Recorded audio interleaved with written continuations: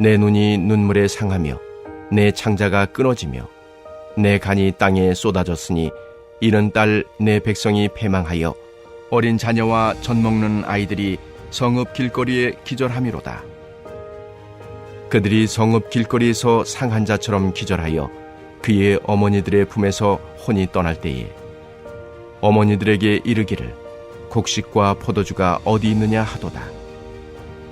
딸 예루살렘이여, 내가 무엇으로 내게 증거하며 무엇으로 내게 비유할까?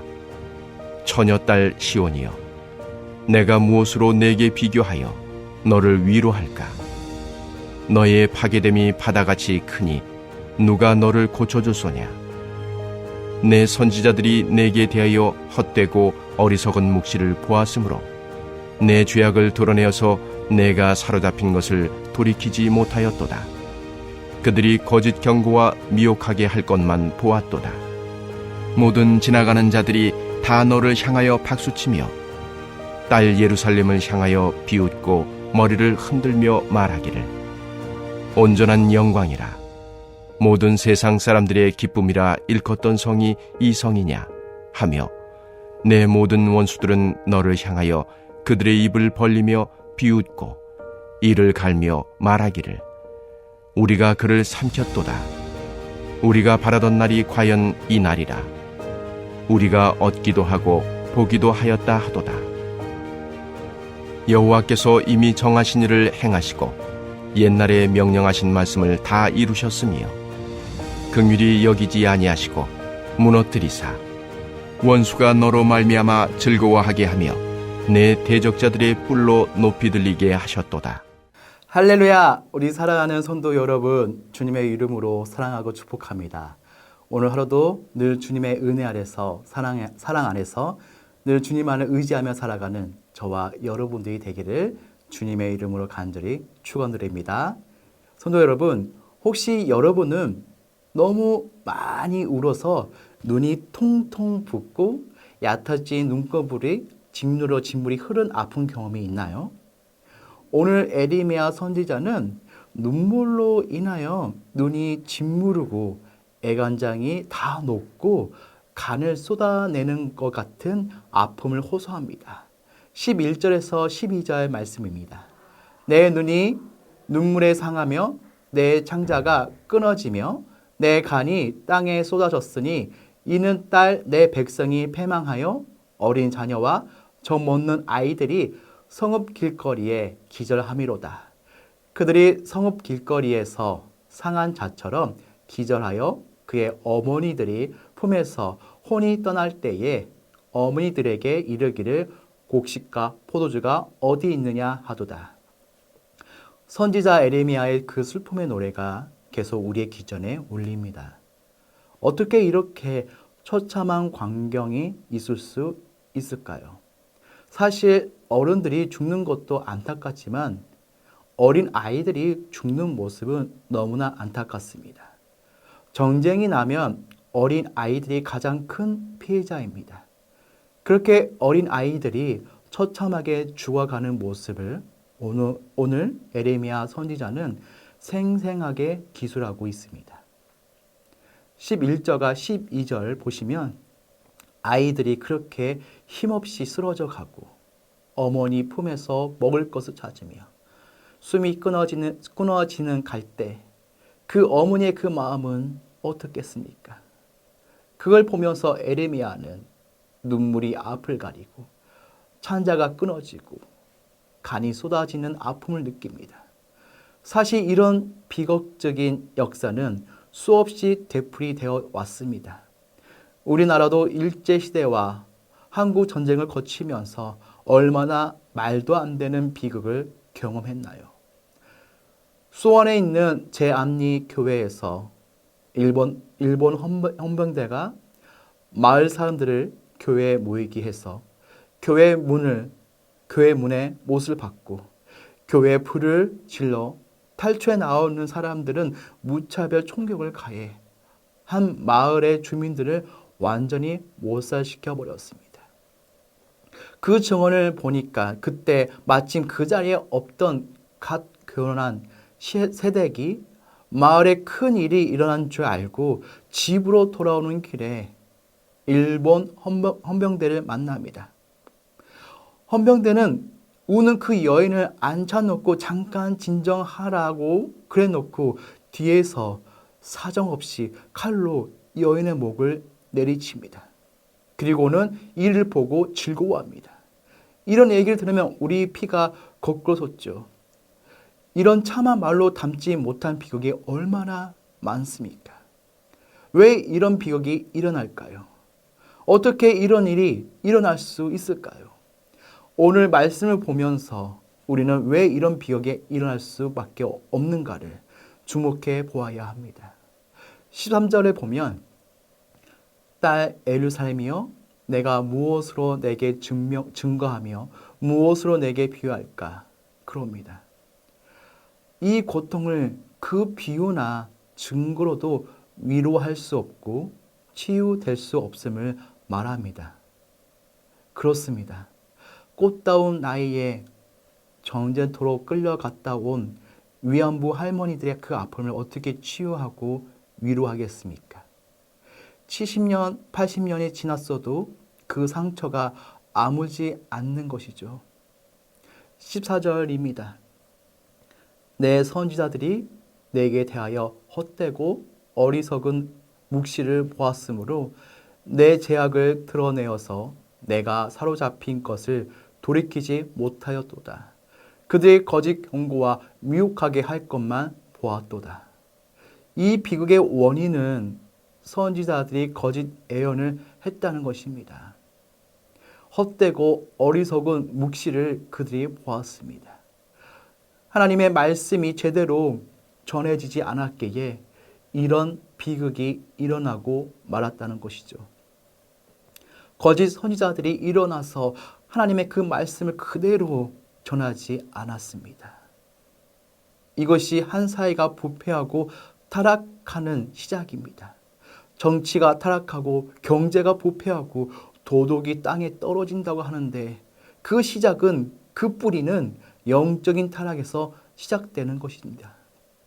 이렇게 영적으로 타락하면 도덕적으로 타락하고 사회가 부패하고 불의가 가득하게 되는 것이죠. 여러분, 첫 단추가 잘못 채워졌으니 다음 단추를 채우면 뭐 하겠습니까? 그렇게 어그러지고 마는 것입니다. 거짓 선지자들은 잘못된 말씀을 전했습니다. 유다의 잘못을 지적하지 않고 그들에게 회개를 촉구하지 않고 편안하다, 다 잘 될 것이다. 이런 메시지만 전합니다. 그러니 사람들은 분별력을 잃고 그 말에 귀를 기울입니다. 왜냐하면 다들 욕심에 눈이 멀었기 때문이죠. 탐욕과 이기심에 사로잡혀 듣기 좋은 소리만 듣고 싶어서 합니다. 내 안에 그 욕망을 자극하는 말만 듣습니다. 결국 이런 비극적인 심판의 결과를 맞이하게 되고 마는 것이죠. 에레미야는 이미 백성들에게 수차례 경고했습니다. 그렇기 때문에 에레미야는 더 애간장이 끄는 것이죠. 그렇게 하나님의 말씀을 올바로 전하고 백성들에게 경고했지만 백성들은 거짓 선지자의 말만 들었습니다. 자기들이 듣고 싶은 말만 듣고서 그렇게 넣어놓고 있다가 하나님의 진노가 임하게 된 것입니다. 15절을 보면 그 결과의 참혹함을 말해줍니다. 이방 족속들이 예루살렘을 조롱합니다. 15절 말씀입니다.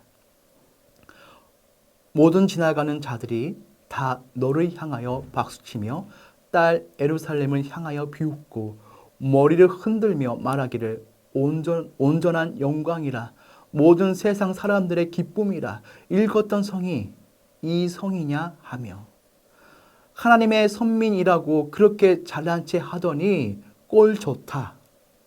이게 그 잘난 하나님의 예루살렘이냐? 이 말입니다. 이런 비웃음과 조롱을 받습니다. 16절에 보면 원수들이 좋아하며 속 시원하다, 꼴 좋다 이렇게 비웃습니다. 그런데 사실은 이렇게 되리라고 하나님이 이미 다 말씀하셨습니다. 17절 말씀에 여호와께서 이미 정하신 일을 행하시고 옛날에 명령하신 말씀을 다 이루셨으며 긍휼히 여기지 아니하시고 무너뜨리사 원수가 너로 말미암아 즐거워하게 하며 내 대적자들의 뿔로 높이 들리게 하셨도다. 하나님은 미리 경고하셨습니다. 우리가 레위기 26장이나 신명기 28장에도 보면 하나님의 말씀하십니다. 내 말을 존중하지 않고 내 명령을 중회하지 않고 내 규례를 멸시하며 재앙을 내리고 대적에게 패하고 너희를 미워하는 자가 너희를 다스릴 것이다. 이런 말씀을 미리 해주십니다. 하나님을 떠나면 개인뿐 아니라 나라와 민족 전체가 큰 고통을 당하게 될 것을 말씀해 주신 것입니다. 반면에 하나님의 언약을 잘 지킬 때 하나님의 백성이 되고 하나님은 이스라엘 하나님이 될 것이라고 말씀하십니다. 이렇게 미리 다 말씀해 주셨건만 유다는 불순종하여 대적들의 웃음거리가 되고 말았습니다. 사랑하는 성도 여러분, 이런 걸 볼 때 다시 우리 믿는 자들은, 우리 믿는 성도님들은 전심 바짝 차리고 하나님을 잘 믿어야 한다는 것을 생각하게 됩니다.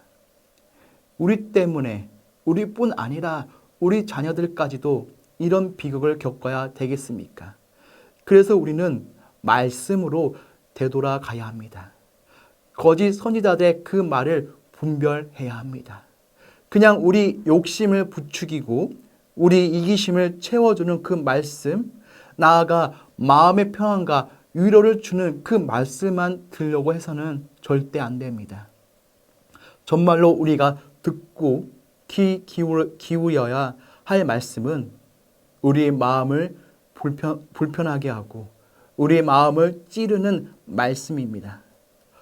좋은 약은 입에 쓰다고 하지 않습니까? 우리가 듣기는 아프고 힘들지라도 그 말씀에 귀를 기울이고 그 말씀을 아멘으로 받을 때에 이런 비극이 막을 수 있는 길이고 거짓 선지자들에 속지 않는 길입니다. 오늘날 우리 주위에 이단들이 판을 치죠. 얼마나 말씀을 왜곡해서 그럴듯하게 전하는지 모릅니다. 웬만한 사람들은 당해내기가 힘듭니다. 이단만 그렇습니까? 전통교회 속에서도 얼마나 그 말씀이 심각하게 왜곡되어서 목사 개인의 그 생각과 욕심을 따라서 또 사람의 입맛에 맞추어 말씀을 변질시키는지 모릅니다. 우리는 내가 좋아하는 그 복음만을 듣기 원하는 경향이 있습니다.